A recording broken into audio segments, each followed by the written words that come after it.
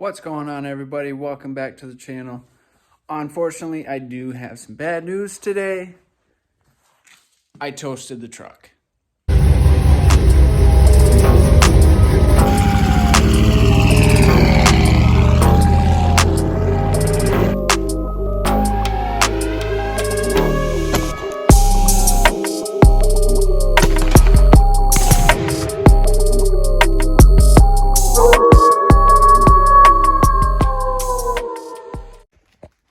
Unfortunately, I'm pretty sure she just blew a head gasket on my way home from work.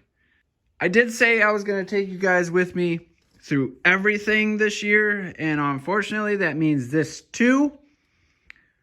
So I'm going to take you through the process of diagnosing what went wrong.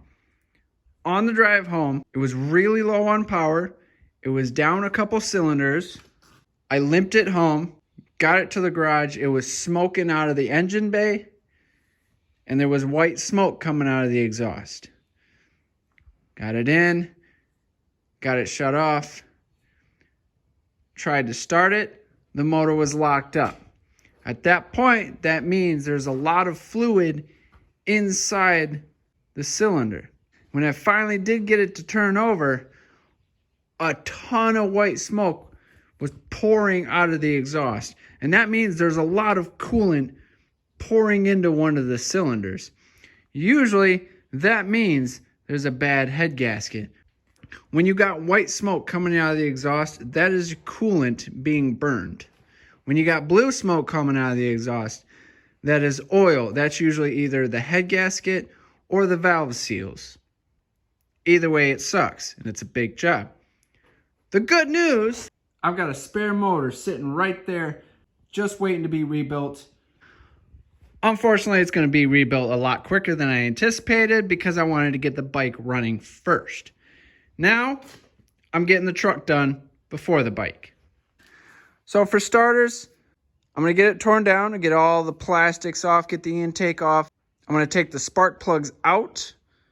I'm going to crank it over and try to figure out which cylinder is the bad cylinder. Then I've got a couple tools on me. I can use a compression test, I can use a leak down test, or I can try to pressurize the coolant system and see if I have any coolant pooling out of somewhere. Let's get it torn down. I'm going to get the intake off, and I'm going to get the spark plugs out. This is another indication of a bad head gasket. This thing was full this morning. Now it's completely bone dry.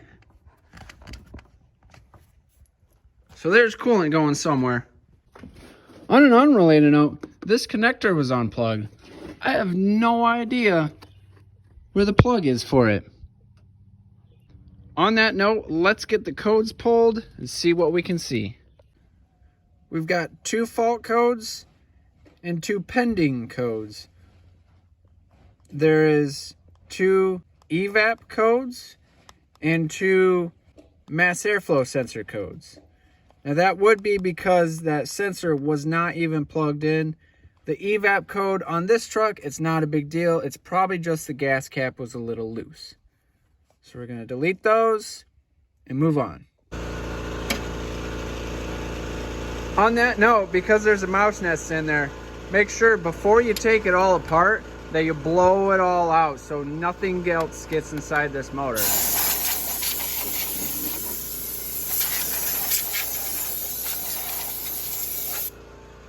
That's better. Next, I noticed there's a puddle of coolant and it's still dripping directly underneath the radiator. And you can see there's some coolant down there as well. Now the radiator's been leaking for a while. It's actually gotten progressively worse.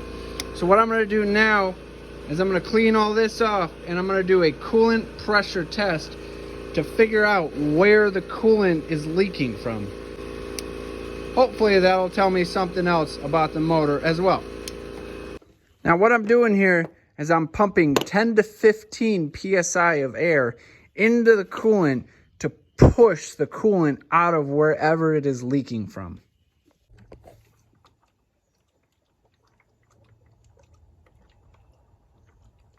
All right, we found our first leak. The bottom of that coolant hose is for sure leaking. So what I'm going to do now, because there's no other leaks besides that one single leak, I'm going to depressurize the system safely without popping the top. And then I'm taking the intake off. So you can release all the air just like that.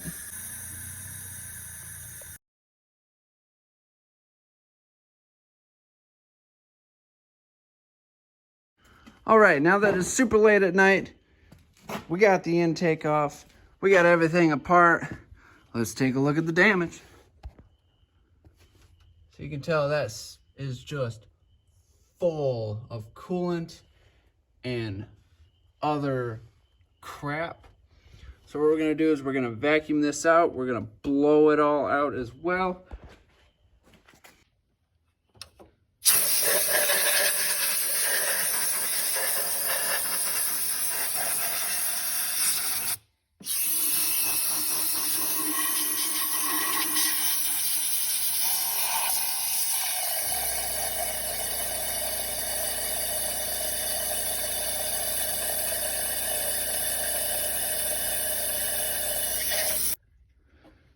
So we got all torn apart. I've got all the coolant system put back together so I can put pressure on it. Unfortunately, it is either coming from the head gasket or a cracked block. Sucks. Now I get to tear it down some more.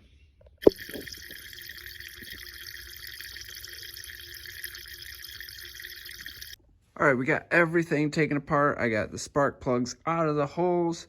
The intake is off. Everything's torn down as far as the top side goes. What we're gonna do is we're gonna plug in the battery. We're gonna cycle the motor. Typically, you're gonna wanna pull the fuel pump fuse or a relay so no fuel is coming through. You're gonna wanna plug off any oil or coolant passages. You don't have to do this, but I'm gonna do this because I want to.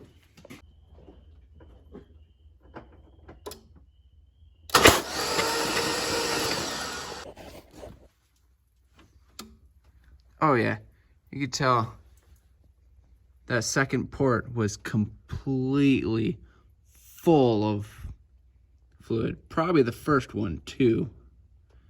So on that note, because of all this, ooh, I'm a little dirty. Hold on. So because of that, I got a new motor. We're gonna get it stripped down. We're gonna get it rebuilt. We're gonna slap it in this truck. And I got another special surprise coming for that motor. Just gotta order it. Unfortunately, because I found the head gasket, thank God I found it before I put it all back together instead of after I did all this work just to put it back together. On that note, I'll see y'all in the next one. Also, go check out GLCM.